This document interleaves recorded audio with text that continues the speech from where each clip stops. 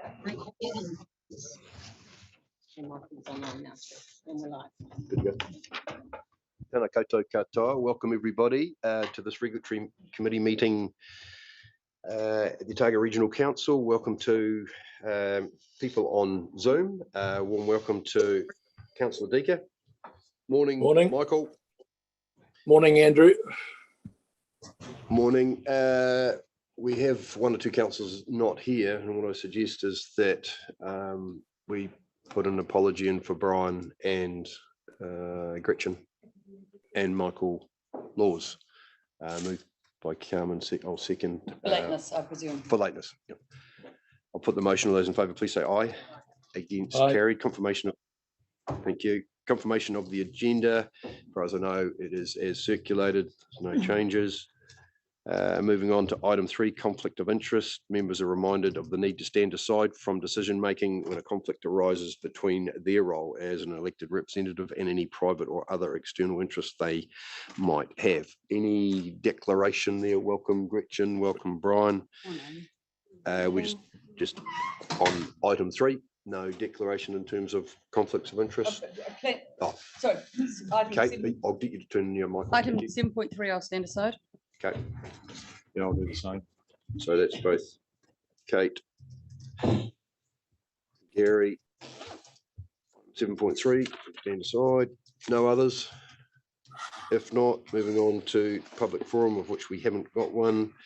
Item 5, confirmation of the minutes. Would someone like to move that the minutes of the 9th of September 2021 regulatory committee meeting be confirmed as true and correct? Moved by Hillary, seconded by Kate. Any discussion?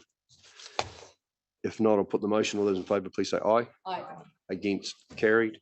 Actions. I don't think there's anything to follow up there, unless anyone has got any queries or not. All good. If not, we'll move on to matters for consideration. 7.1, regulatory group quarterly activity report. It only seems like a month ago that the 5 of you were sitting in front of us. So welcome back, Richard, Steve, Simon, Joe and Tammy. Great to have you here again. Comprehensive report. We've got 3 attachments just for your noting, councillors, the back of this report. We're in your hands, Richard. Right, thanks, Andrew. So, yeah, look, it's obviously covers a 4-month period rather than a quarter. We just, as we always do, depending on the meeting cycle, just bring the most up-to-date data we can run at the time the agenda's put together. So, covers the first 4 months of the financial year, and I think the easiest one is just to take it as read and fire away with questions for the team. Yep. Thank you. Questions, queries, councillors?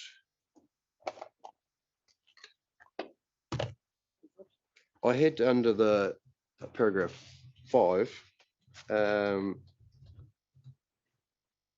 just with regards to consent processing, I suppose it's a question for Joe, and the last sentence, timeframe extensions were used in this period in most cases to enable the applicant to review the proposed conditions. And the question was just, are we able to cope with all of the consenting at the moment in-house, or are we still having to outsource some staff to, because obviously there's a fair bit of pressure on in terms of the amount you're processing at the moment? Yeah, the majority remains in-house, but there is a portion that is still overflow into those external consultants. I don't have the number to hand, but internally we're carrying really high workload, which is really great, and still meeting those timeframes.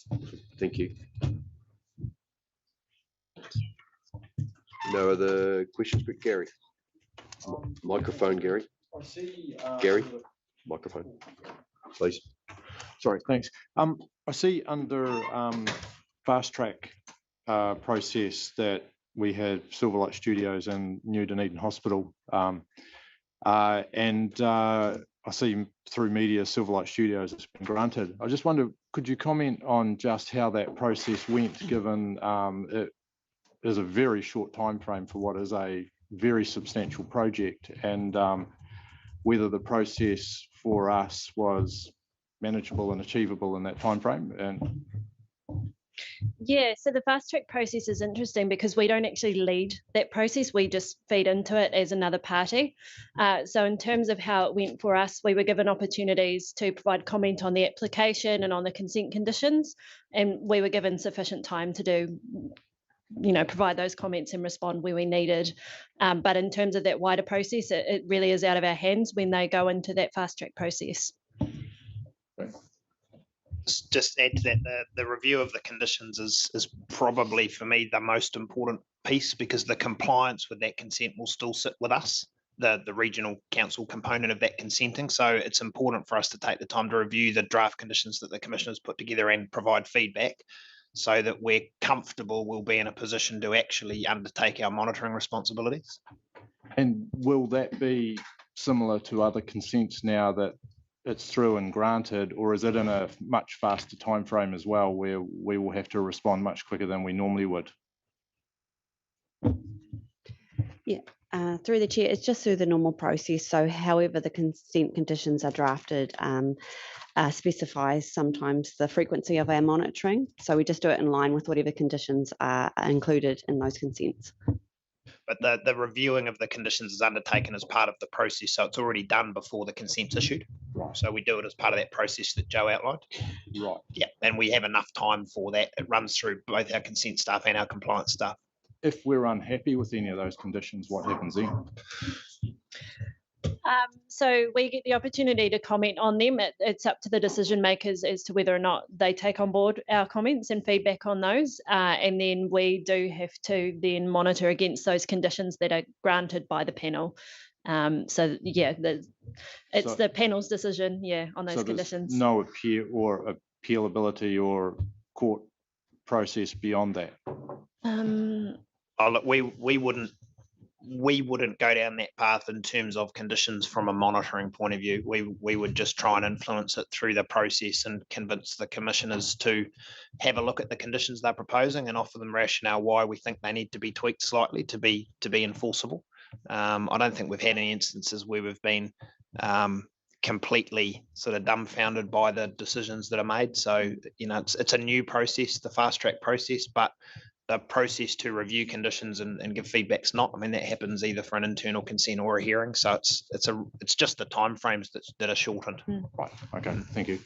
Thank you. Michael Decker.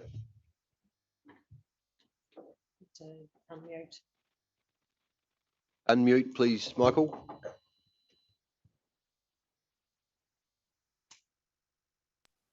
I didn't realise I was on mute. Thank you. That must have been Liz doing that to me. Anyway, it was paragraph 12, deemed permit replacement.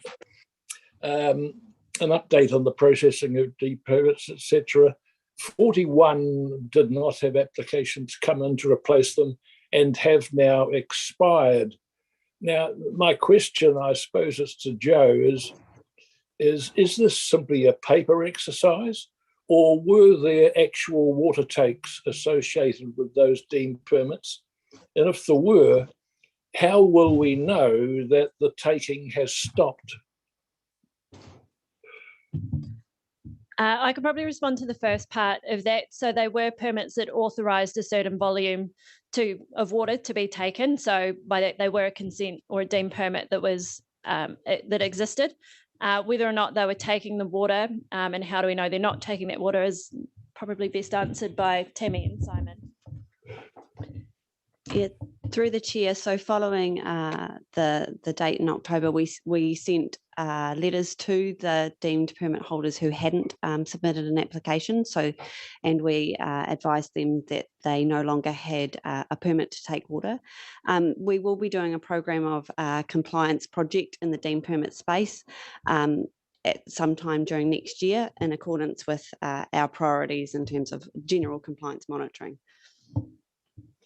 So that program that you've just talked about there, Tammy, would investigate whether taking had continued after the 1st of October. Is that right? Through the chair, yes, that would be included. I've just asked Mr. Wilson, and to date we haven't noted anybody taking water who has an expired deemed permit, but we will do a more comprehensive monitoring program to assess whether there are people continuing to take water. Thanks for that. Thanks, Andrew. Cool. Kate, Hillary, Brian. Great report, thank you. I just want to go to the infographic on page 27. And I really like the idea of simplifying the resource consent process, but I think in simplifying it, I just want to check. And I'm going to give an example of going for a septic tank consent and out from which we dealt with recently. The ability for people to do it themselves, I think, sounds too easy in here. And in fact, the assessment, should we be highlighting that to do an assessment of effects and consideration of affected parties, you may need independent professional advice, because this gives the idea that you can do it. And I'm just testing that because I think now that's got a lot more complex than Joe Blogg's doing it, let alone, I wouldn't want to do my own now, and I'm trained in this area. Yeah, I guess so. The intention was just to show at a glance that high level consent process so that people could understand it. And I will note there is other information on the website around you may need to have an expert, and you fully acknowledge that in certain situations people will need some technical support. So I do take the point about, while we need to clearly explain the consent process, we need to flag out some of those potential points where someone may need some support. Thank you. It's just the use of the word "you," and I think that it's great, and I get it, but I just think I think we're making it too simple almost. Yeah, and I think the critical point in the whole in that whole process is step 3, because that's where that information would be provided to applicants to suggest that based on what they're telling us they will need, they may need to engage a certain set of expertise to assist them. So that's really the critical piece. But I take your point, there's not a lot of consents I've seen come through Joe's team that would be able to be undertaken by a layperson themselves. Okay, so yeah, so we need to really encourage that third step, because a lot of people does everyone take that step up? We've actually had a real increase in the last 2 months of people undertaking pre-application reviews with us, and we've got forms set aside for that. And it is, a big focus for the public inquiries team and my consents team now, which is, it's great. So it should make your whole process a lot simpler, because they are going to get the right advice at the start. Great. Hillary. Just back for a wee tick to the fast track process. Is that a consent that they officially apply to? Is it our consent that they're applying for? Yeah, so it's a consent under our plan, but they don't apply to us for it. So the rules in our regional plan still apply, and we are the one that then does the monitoring and enforcing, but they don't apply to us for it. Yeah, they go direct to the EPA, and it's then through a hearing process. I'm going as to how does it get paid for, and are we properly getting compensated for the work we're doing for them? So there is only limited ability for us to recover our costs for those, and that's when we're given a code to invoice our time to. The rest of the time, we just include that in our day-to-day work. Yeah. What sort of proportion do you think that would be? I mean, is there any particular reason why, like the hospital should get a free carry from our ratepayers compared with? Sorry, I'm not wanting to ask you a political question. Yeah, we'll probably steer away from that one. I'm just thinking, what proportion of, how much is that likely to be that we're... Well, the way I'd look at it is it's up to us if we choose to engage with the process. So the commissioners will assess the information in front of them, make a decision, but they give us a chance to comment on it. So it's something that we can choose to do to ensure our view of the application against our regional plans is put forward and considered by the commissioners, but we can't recover that cost because it's a decision we're making to involve ourselves. So on balance, that's the process that Joe and the team go through, is do we think that it is in our interests to provide comment? And sometimes those comments might be quite brief, and sometimes they might, depending on the application, they might be more involved. But because we're choosing to, rather than being directed to and part of the formal assessment process, there's no ability for us to recover those costs. Yeah, so it really sort of is in the interests of our ratepayers that we get a good conditions on the consent and things as part of, is that? Yep. Yeah, okay, thank you. Thank you. Brian? Yeah, cool. Two questions, if I may. The first one's just following after Kate's comments about doing. Just get you to turn your microphone on. Doing a. Yeah, that one's on. It's the one closest one to you. I'll get them all on. Well, just mindful, Michael. You know, it's difficult if you're on Zoom. Cool. Apologies. Good. One thing, if you're doing a resource consent yourself, or one thing that actually improves your understanding and linkage with people coming in is if you have various templates or previous consents done by others available. The DCC does that very well, so you can go along and say, well, actually, my application's actually 95% like this one, because we're trying to simplify the process. Do we do that? Yes, we do. So we have templates available for people to use off our website, and we have, in certain circumstances, put some information into those forms already that they can adopt as part of their applications. We have also just launched the ability to go online and find copies of consents and previous reports, so that will also help. And when people are engaging with our public inquiries team, we also can give out copies of similar applications in the same area. Obviously, we do have to be aware of the the type of information contained in those applications, but they are shareable. So yes, we're doing everything in that space that we can to support people to do that. And like Richard said, the engagement with the public inquiries team helps us provide that level of information and advice for them. Cool. And my second question, through the chair, the dairy program. So staff have completed 15 dairy inspections in high-risk farms, but there's also been a particular focus on effluent storage ponds, stone trap clearings, distance from waterways, and I'm also mindful of Plan Change 8 and the implications of storage ponds. So are you able to provide any more detail in terms of that effluent pond space? Like, for example, are any people having to move their effluent ponds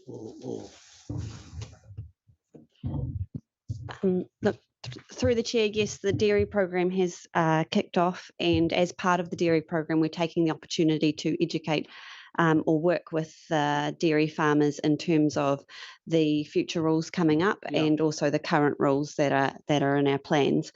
To answer your questions in terms of what the general challenges or where there may be requirements to seek consents, we haven't got that level of detail, but it's certainly something that we could provide after the completion of the dairy program once we've got all of that information. Cool. Yeah, so I mean, I think we get a wastewater report today. At some point, will we get a more detailed dairy report? Yeah, look, I think well, there's two ways we could do a standalone report on dairy, but there will be an annual compliance report introduced post 30 June, and we'll be running a workshop with council just to understand what you would like to see within that report. Okay, So cool. It could be captured as a chapter in that, but there is always the ability, if we think there are some significant issues to table, that we would put that into a standalone report. Yeah, thank you. Carmen? Mine's the Harbour Master. Good morning. Coming up to the busy season now, aren't we? Clean, check, dry. And we had a great time, a good night at Torrey Mouse. Thank you for being there. I really enjoyed it, and I'm always learning. And I see you've got some, is it swim between the boys at Lake Dunstan, and there's another 9 to go in. Are they to go in that lake, or are they going somewhere else, please? I just couldn't quite establish, were they going to be further up the lake, or? We've kept one back for the harbour here, but essentially the rest will all be in Lake Dunstan. In fact, there's another 6 going in this afternoon, and that will complete this year's refresh of all of those swim area locations. So really it's just an upgrade of signage and buoyage. So we've inherited a lot of just plain yellow buoys, which to a boatie doesn't really tell you anything. And we've upgraded those buoys to proper swim area buoys, so they're clear. You can easily see what the area is that you're potentially intruding upon as a boatie or a jet ski. And we've just taken on a step period to replace those as we go. So we've ordered in 20 this year, and at the end of the season we'll have a look and see how many more we may need around other areas. But I think essentially they're targeted at Lake Dunstan and Bannockburn and places like that, where the main areas are. We've 1 or 2 areas in harbour which we're looking at. McAndrew Bay's just had a new swim pontoon put in. It would be prudent to put one in there, so that's the plan at the moment. And we'll consider 1 or 2 other areas in the harbour here as we go forward. Thank you. And the message still the same for we're going to have some people educating over summer. Still the clean, check dry. And do you have any other further messages for everybody in Otago that's going to enjoy the waters this year? Yeah, it's just the standard No Excuses Maritime New Zealand national campaign, which we're on the back of, I think, for about the 4th year. We've been involved. It's the 5th year it's been running, and the collection of data of engagements on the water and how people are using their safety advice that they've got or not, as the case may be, and that information and data becomes available at the end of the year. Maritime New Zealand have been quite cute in updating the software they use, in that we've reverted from a quick tap survey, which was collected in their arena, and we weren't able to access that data. This year we're onto ArcGIS, which we already use at council, and that information will be available for us to interrogate and use for our own means at the end of the season as well. So that's an improvement in that area. So, Thank you. And just further, Harbour Master, you'll be out and about? I will this afternoon, hopefully. Yes, and you'll be out and about all throughout our lakes. Yep, we've got more scheduled time across in Central Otago. We've already done, I think, 3 visits coming up. We're in and again for another 3 days now, this literally today and through to Saturday. We're in over the holiday period as well for 4 days. So yeah, just raising the profile, and as and when required, over and above that if needed. Yes. And we'll plan to do a couple more visits into Central, sort of probably end of January, February, towards the end of the season as well. And if someone requested you, you would go down south. Like if someone said, look, could you come to the Catlins, talk about? Yeah, we've done 4 presentations. Well, I've done 4 presentations in the past few months, and we're always open to that sort of engagement on the waterways, and especially target audiences like yacht clubs and things like that. So yeah, we proactively manage that as and when requests come in. Much appreciated. Awesome. Last question, I think, Brian. Yeah, apologies. The Sprout report, is that part of this? CSIG report. Oh, yes. Is that part of this discussion here? Yes. So like any comments in terms of, it's a comparative report in terms of how this council compares with other council and its duties regarding consents and compliance and so forth. So Richard, how have we performed, and are there any learnings from it? I think we've performed really well, but I'll let Tammy answer that. Yeah, are you going to ask somebody else? Through the chair. So this report provides details on the compliance monitoring and enforcement activities, so not related to consent specifically. Look, it does show good progress that the council has made in this space. There is still work to be done in terms of how we can kind of increase our activity in this space. But look, I'm really proud of the team that I work with each day and the compliance monitoring and enforcement staff. It's not, it can be a challenging job, and I think we've come a long way in Otago, and we will continue to improve.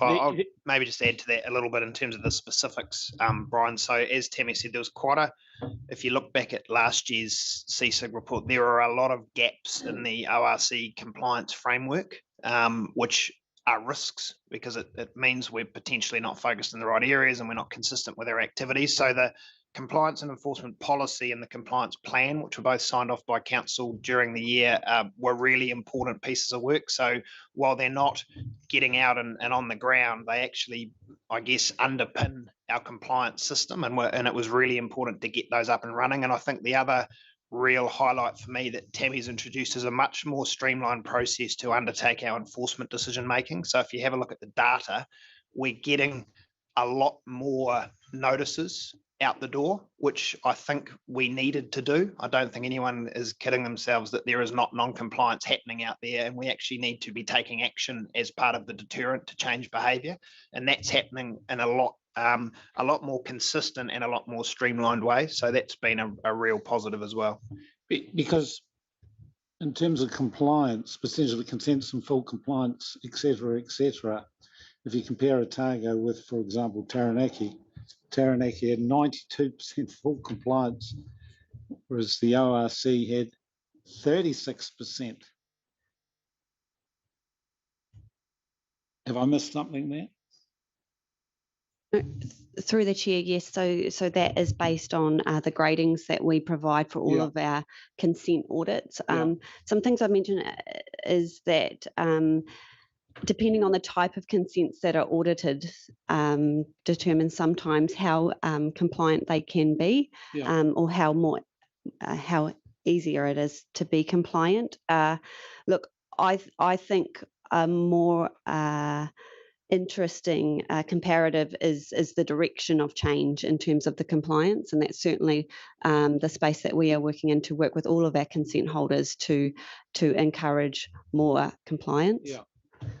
I suspect maybe for a future report it would be good to have some commentary around it, to basically say, yes, this is how we compare with others and this is what they're doing differently, but our plan is over the next 12 months is to address this and this and this, and we believe we'll be performing.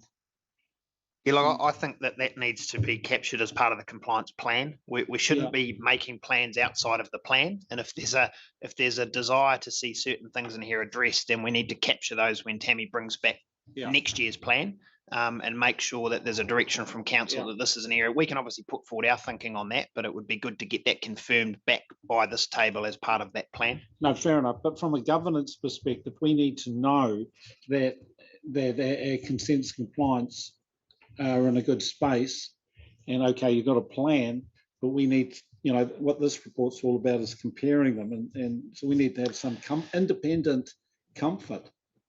And I would go back to what Tammy said.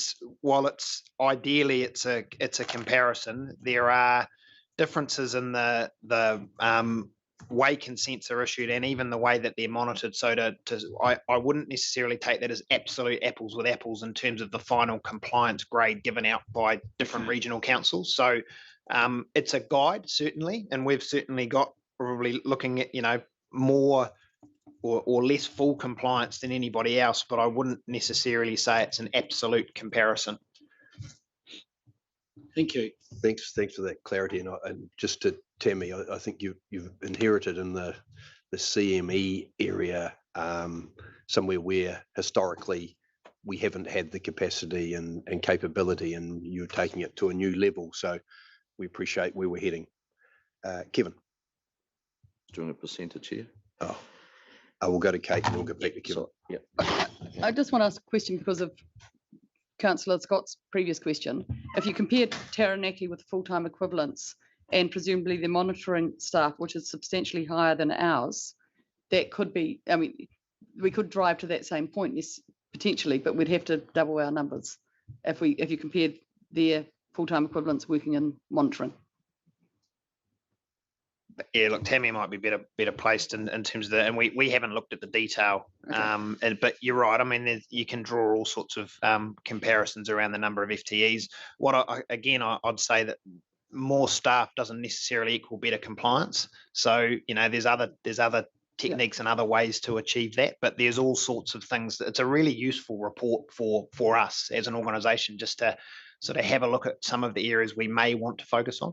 No, I'm thrilled with the direction you're going in, and I'm glad that you're doing it on a minimal employment, not trying to double the numbers, because I don't think our ratepayers would necessarily be able to afford it. But thank you.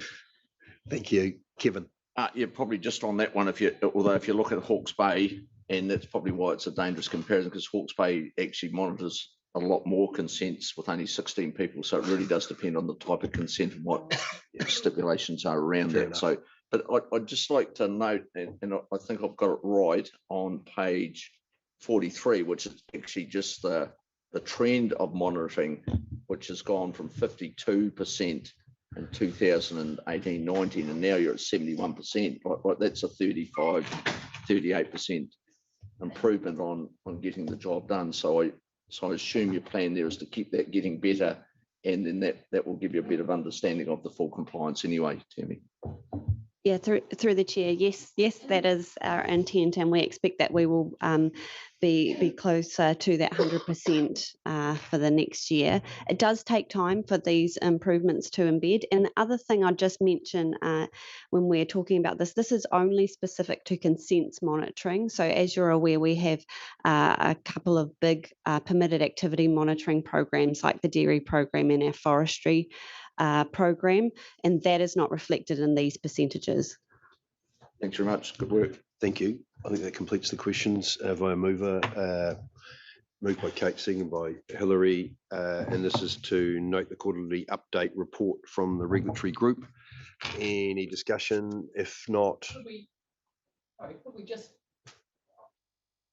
acknowledge. Could we just add to that? Yep. We acknowledge the improvements being made, and I mean, to say something, because I think there's been a huge lot of effort to get to this point, and it's very encouraging and very promising, and all for the hard work of our people. So I'm just wondering. I'm more than happy to have that added, and thanks to the staff. So we acknowledge the improvements in compliance monitoring and enforcement. Yes. On behalf for Mrs. Gardner and her staff. Okay with that, Di? Okay, I'll put the motion, those two motions. I assume that's going to be a separate one, a number 2, the acknowledgement. Okay, yep. I'll put those two motions. All those in favour, please say aye. Aye. Against, carried. Thank you very much, team. Well done. Yeah. Moving on to 7.2. And this is the Territorial Local Authority Wastewater Treatment Plan Compliance Report. And the purpose of this report is to update Council on the compliance of Territorial Local Authorities in the wastewater treatment plants and the actions that have been taken to achieve compliance. We've got Tammy and we've got Richard.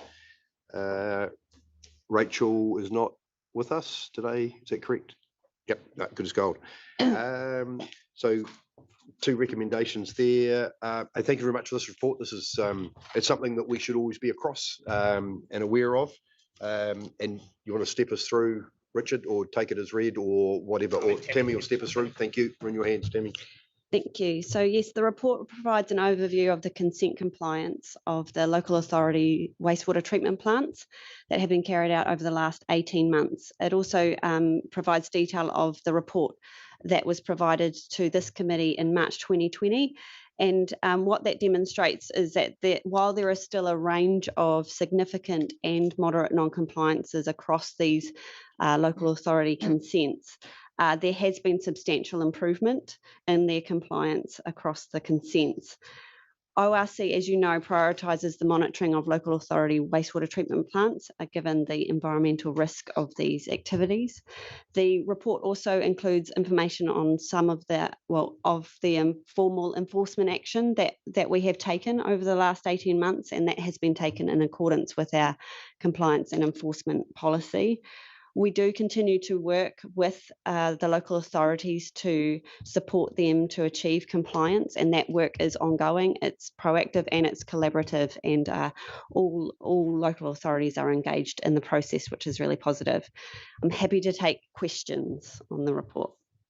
Jamie, just on that last comment, you're with the progress being made by the TAs, you're comfortable that there's progress being made, which you've said, but in terms of is it timely progress from a compliance point of view?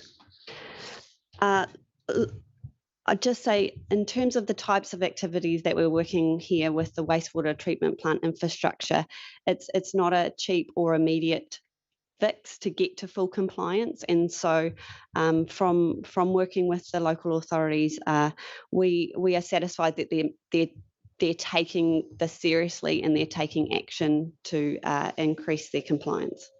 And obviously, comparing tables, table 2 with table 3, there's obviously a bit of a shift around in terms of moving into the moderate non-compliance on a number of treatment plants.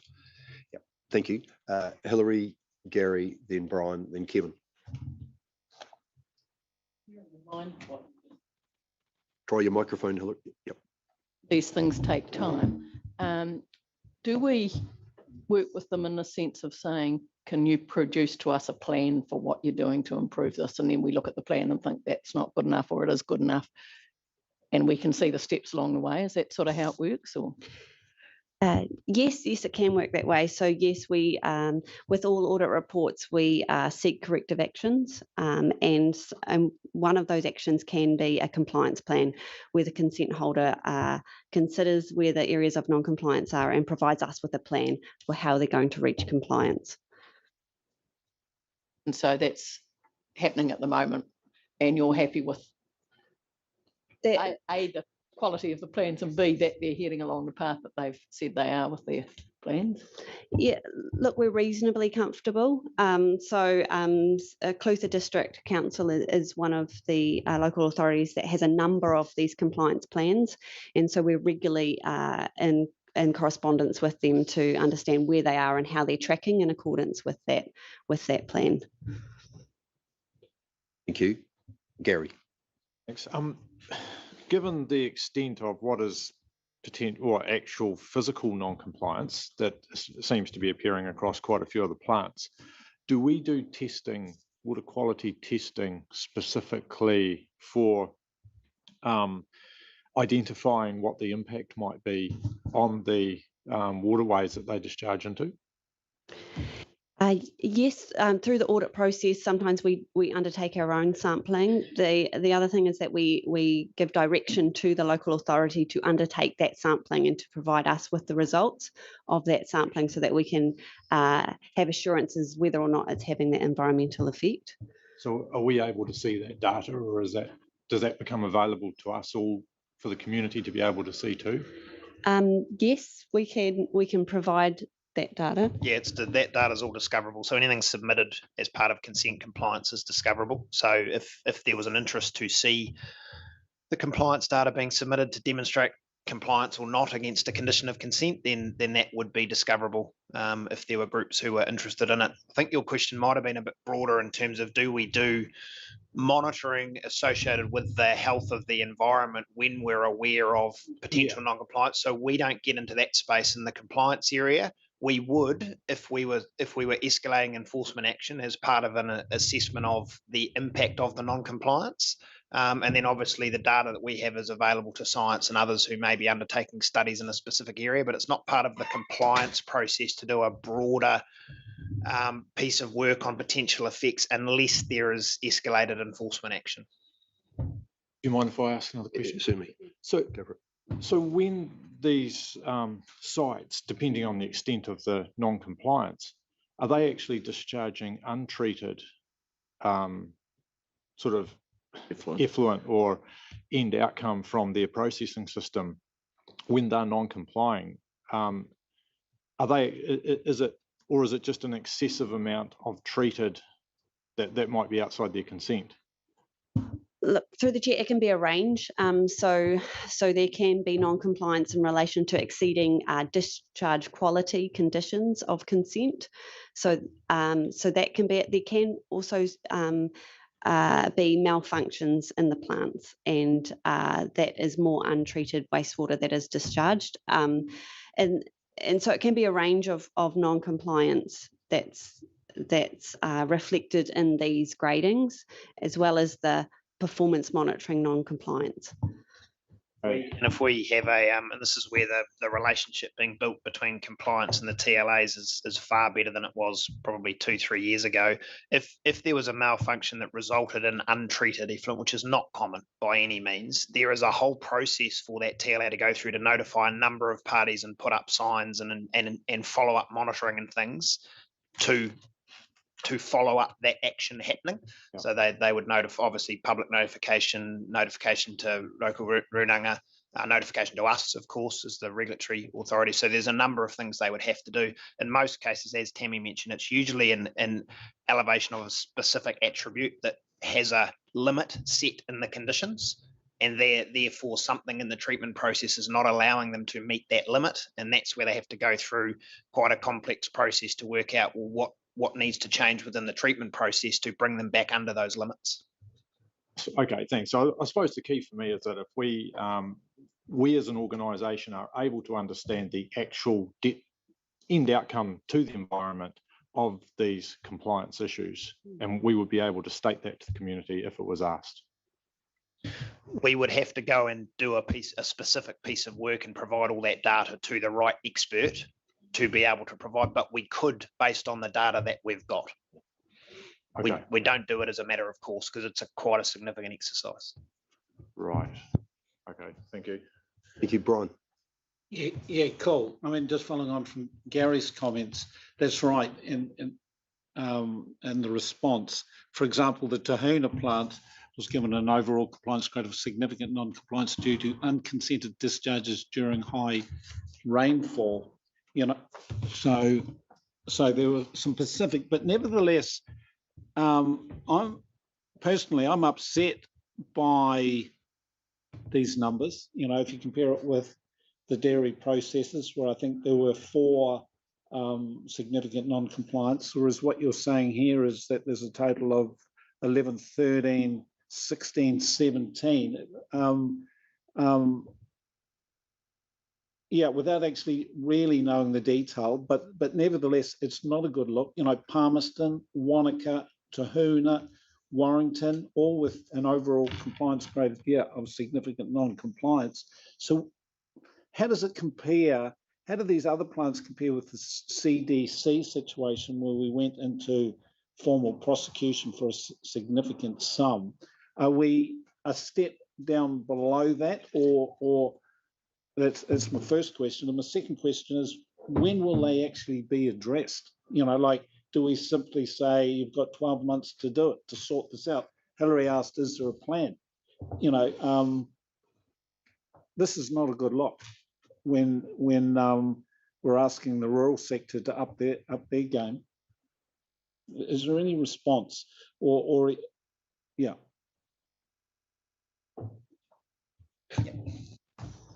Look, I completely agree with you, Brian. It's not a good look.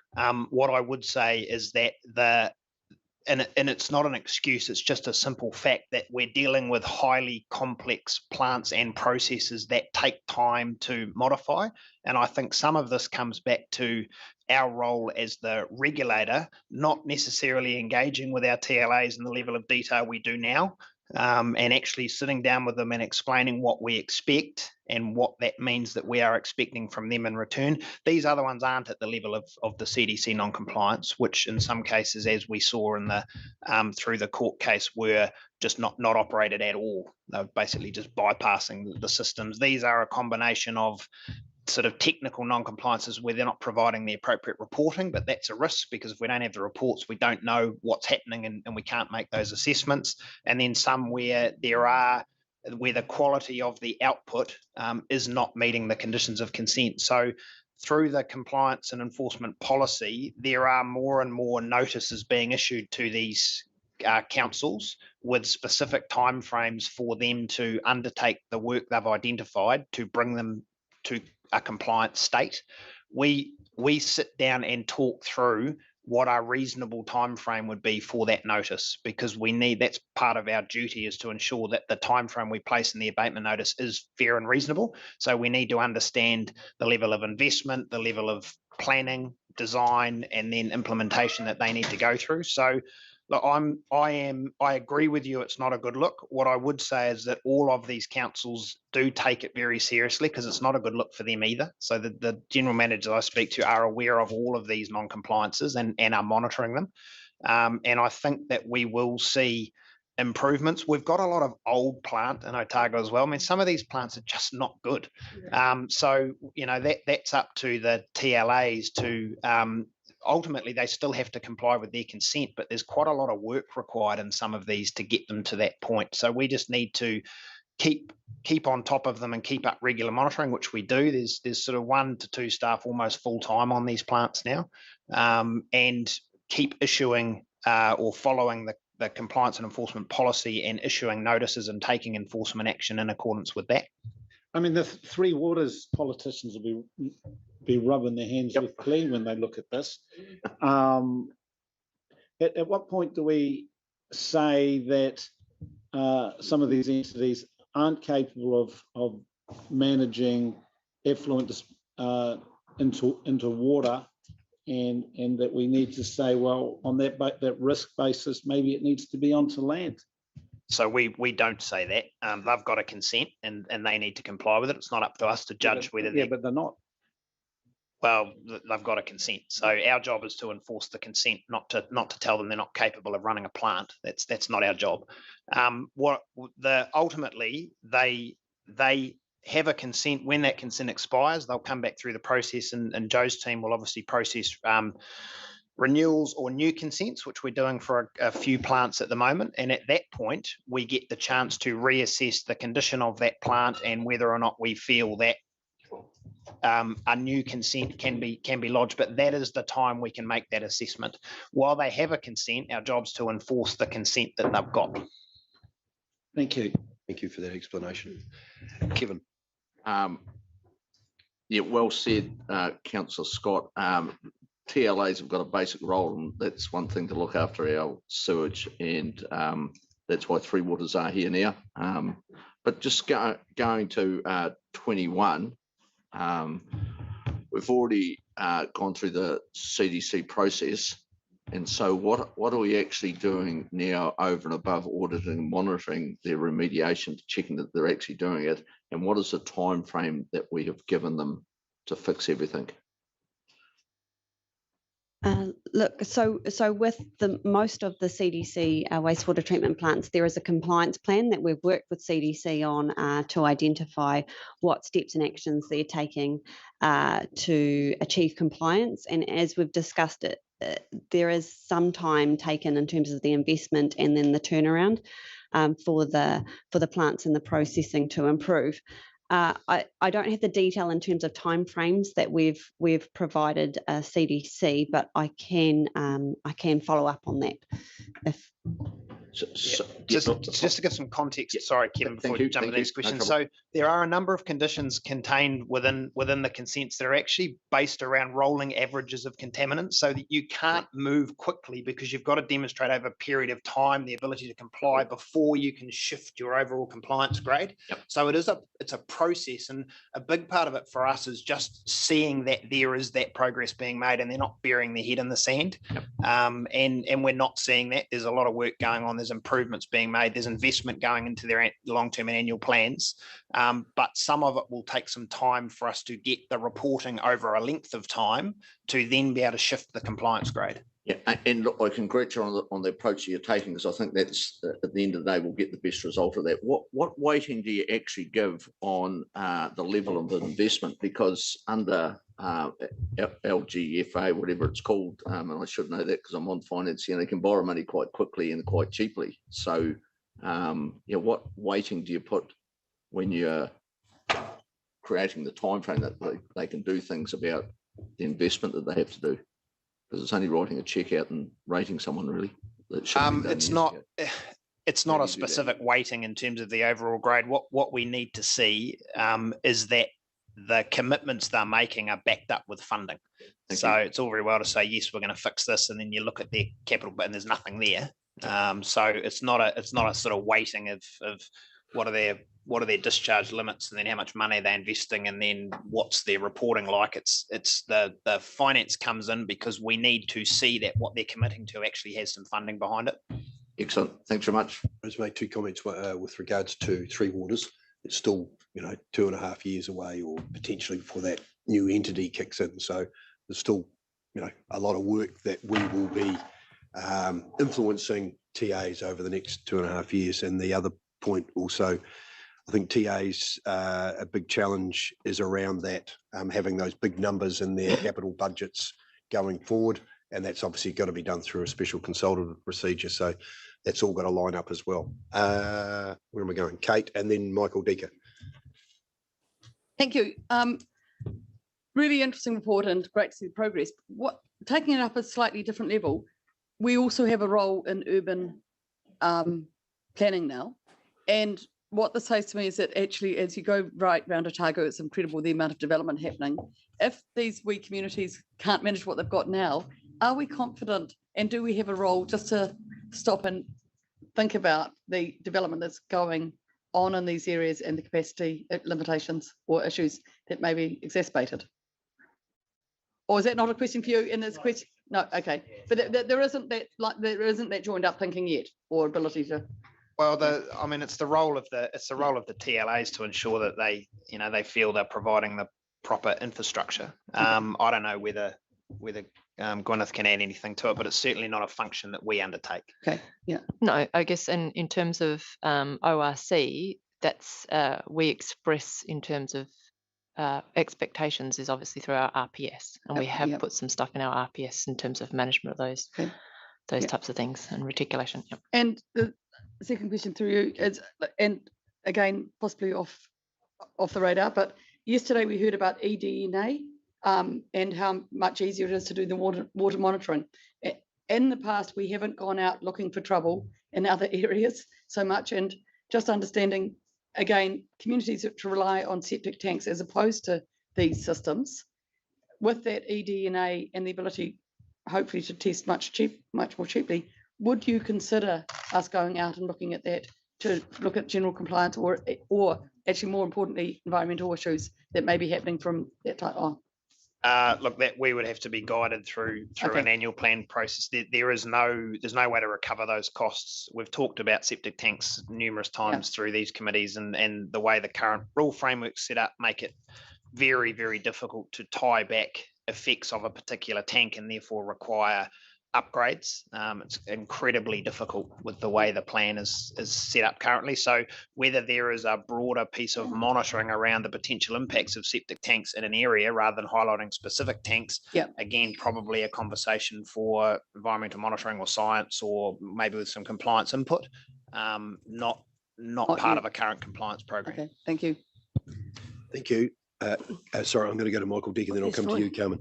Michael, we're in your hands. Yeah, thanks, Andrew. I'm backing up what Brian was asking about a few minutes ago. I've got page 102 of the agenda open in front of me, where it's got the 2021 column showing 29% significant non-compliance of WWTP consents.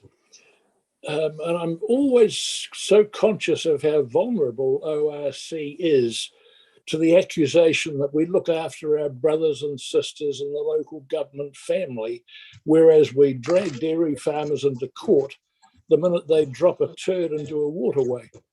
And then I listened to Richard talking about the pains that we go to work with territorial authorities in terms of their upgrading of their plants, and that all sounded very brotherly. I have a mental picture of a row of South Otago dairy farmers sitting in the council chamber right now. I'm sure they're not there, but I can still visualize them, and they'll be seething at the sort of conversations we've been having. And I wonder whether Richard and Tammy, for that matter, can give us an assurance that our approach to this monitoring and compliance is just as equitable as that which we apply to the dairy industry. Look, I can only speak for my time here at council, but you may recall that in March this year, we adopted an RMA compliance and enforcement policy. And that policy includes some principles and our approach and how we deal with non-compliance, whether that be a dairy farm, whether that be a wastewater treatment plant, whether that be an air discharge, so that we are consistent in our approach, and these factors that we take into consideration in determining what, if any, enforcement action we take in relation to non-compliances. So I can give you an assurance that we check that policy every time we are considering enforcement action, that we check it and we ensure that we are consistent regardless of what type of non-compliance we're dealing with. And just to add to that, I think that the types of conversations we have are absolutely available to anyone who wants to engage with us. So anyone who, whether they be a dairy farmer or an industrial consent holder or a TLA, would be treated exactly the same way, where they are willing to have the conversation about how they might go about achieving compliance. So there's absolutely no way that the approach being taken to the TLAs differs from how it would how that approach would be carried out with anybody else, whether they're a consent holder or a permitted activity operator. I don't think the farmers in row 2 are totally convinced by that, but never mind. Thank you. Well, I was just going to add, A, we've seen improvement, so that is a positive. But B, the way that we do this work, and Tammy and Richard are absolutely right, we have a compliance plan that has been signed off and a policy about how we do this work, and it is consistent. But I think we've also demonstrated that we will use all of the tools available to us in our toolbox as required, and prosecuting 5 plants for Clutha is exactly a demonstration of that. So I think you can be confident that, yes, we have relationships, just as we have relationships with others in our communities. Yes, we have discussions, but when it comes down to it, we make the decisions that are necessary for the best for the environment. Sometimes that means that you don't take a blunt instrument to a problem. Other times it is absolutely essential that you do. Thank you, Sarah. Thanks, Sarah. Carmen. Thank you. Mine's actually a little bit different. I just want to know something, and I'm not sure if I can request this, but is your team involved? We know COVID's coming, and I know that wastewater plants get tested. Does the DHB, whoever does that, do they have to inform any of your departments that they do it? No?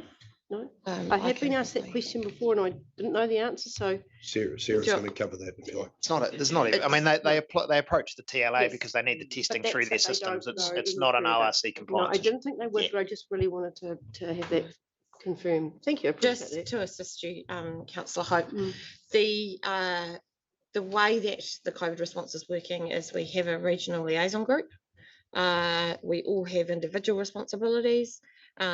We do not have the responsibility for the wastewater testing, but at times we, through that group, will have information and an understanding of what's been happening or is about to happen. So.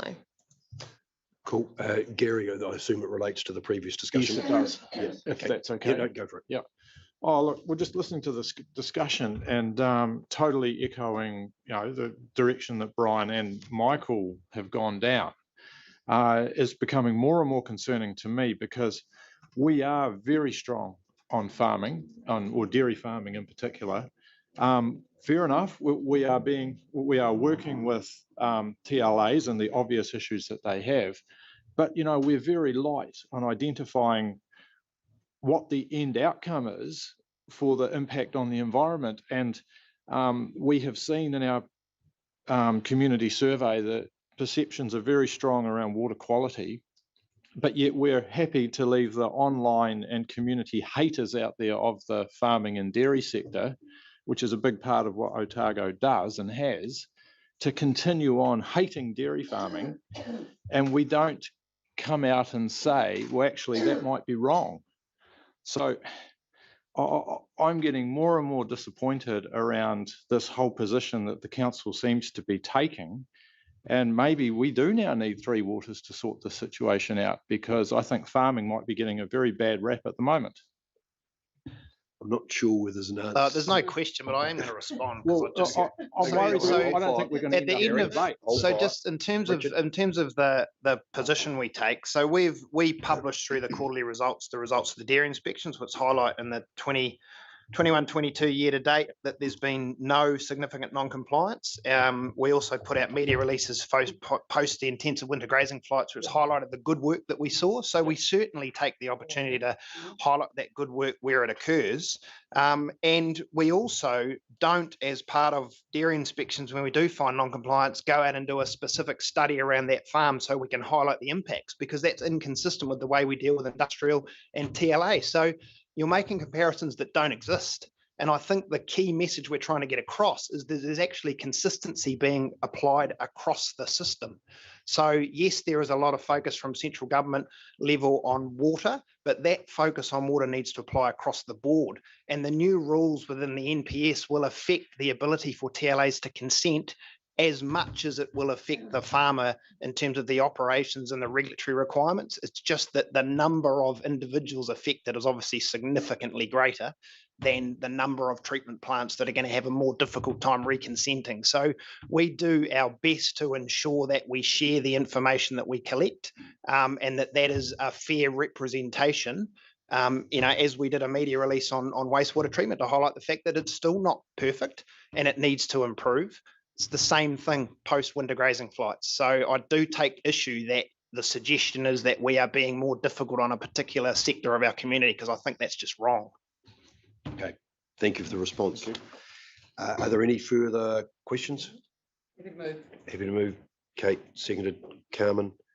I was going to say something, but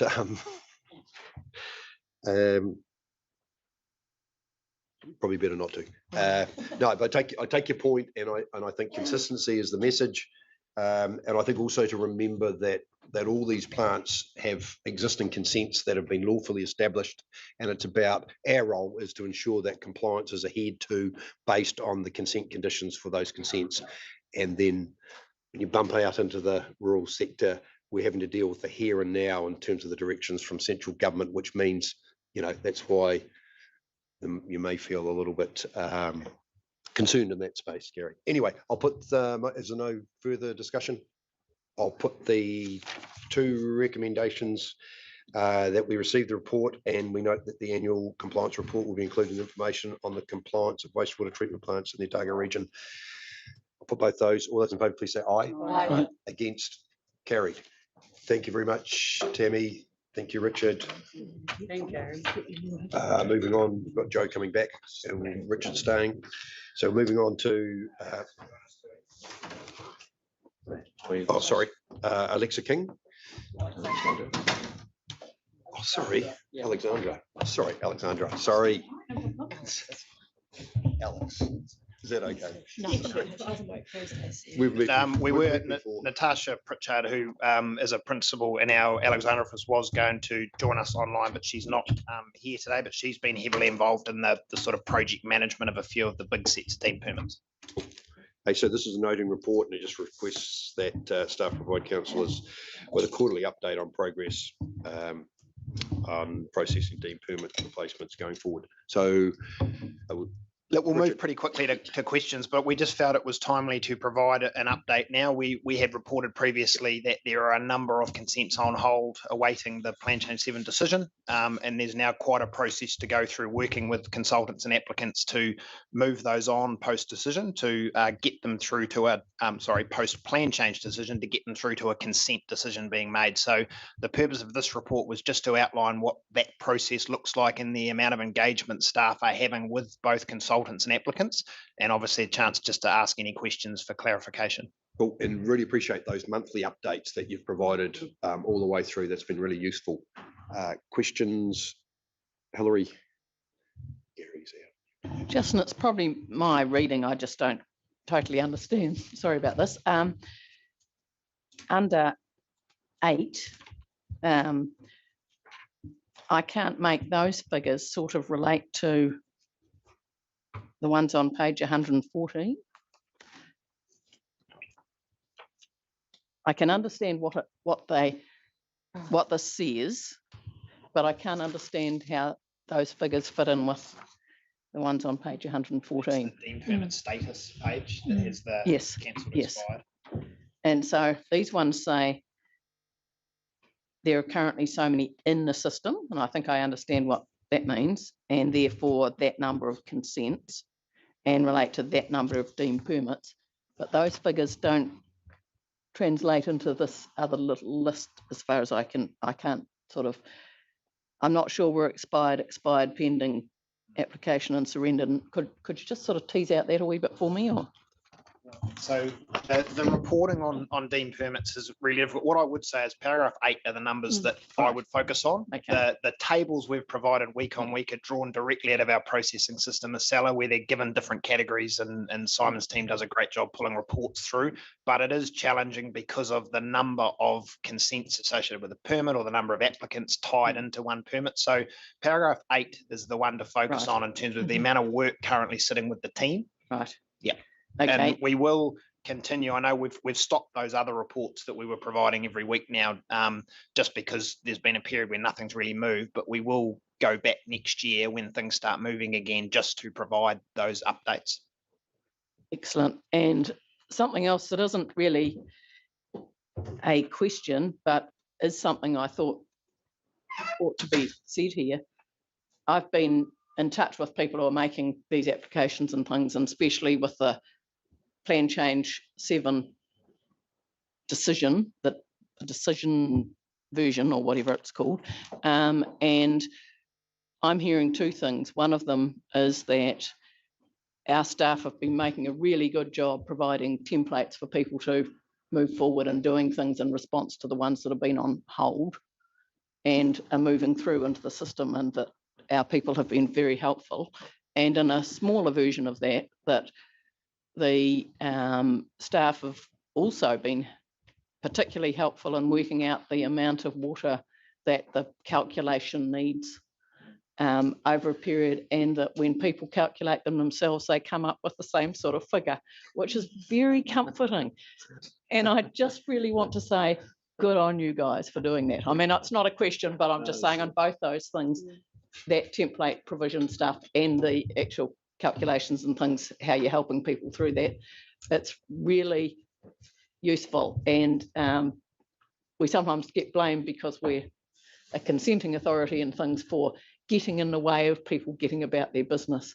And this is the dead opposite of that. We're making it easy for people and we're moving through, and that can't be easy because you've got to create those templates and everything. So thank you.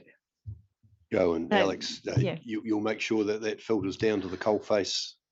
Yeah, absolutely. Awesome. Thank you very much. And yeah, it's just from the hard work of people like Alex and Natasha that we're in that position. So yeah, the team's doing a really great job. I'm very proud. It was worth it. Any other questions? Brian? Yeah, we're on Plan Change 7 and consent applications here. Yes. I see here paragraph 11, where it just reaffirms that in relation to Plan Change 7, that the policies provide direction the council must avoid granting consents for a duration longer than 6 years, with a limited exception for some of Trustpower's deemed permits. So with Plan Change 7 and the changes, are there any learnings from that whole process and outcomes do you want to share with us? I could really only speak to the consents team involvement in that process. We were just a small cog in that bigger wheel. And, you know, we both provided evidence, Alex did as well. And, you know, it was a good process from that, stressful, but there's certainly been a lot to take away from that, but I can really only speak from that consents process point of view. And it's given us a really good opportunity to put in place some of the things we have been talking about and aiming for, which is templates and supporting applicants and clearer communication with people. Yeah. So like, because consents can be no longer than the 6 years, is that sort of business as usual really in terms of where the council is at, or are there some abrupt changes that we need to do in your consenting processes? The process itself doesn't change. I guess it does just relate to the expectations of the applicants themselves. That has been a change, and we are trying to support people through that process. I guess that has been a bit of a shock as it relates to that term. But in terms of the wider consent process, no, it doesn't change. And it just means that we focus on those really narrow issues that the plan has directed us to look at, and we just carry on with our business with those. Cool. Thank you. Awesome. Thank you.